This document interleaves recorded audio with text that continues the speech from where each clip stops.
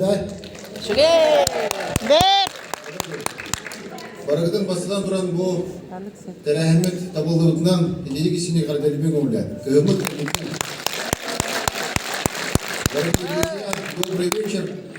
Во-первых, хочу всех поздравить с сегодняшним замечательным событием. Я считаю, оно удалось. В моей памяти в этом зале столько народа я еще не помню.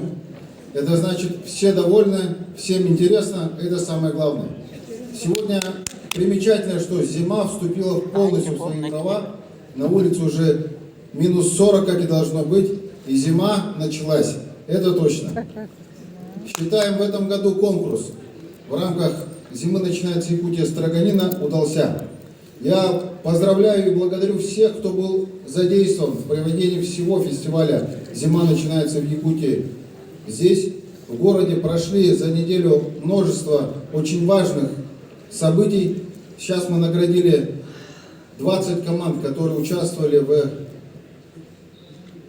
изготовлении скульптур из снега и льда, которые установлены на площади Орджоникидзе и в Ледовом городке. Они до весны будут радовать тысячи и тысячи горожан, особенно детишек. Сегодня здесь вы видели, как свое мастерство показывали команды в Строганине. Вчера здесь был показ Августина Филиппова Лукоморья. И сегодня фестиваль «Зима начинается в Якутии» — это уже событийное мероприятие, на которое приезжают туристы. Сегодня с нами в зале находится герой России, летчик Антон Николаевич. Рады вас приветствовать в Якутии.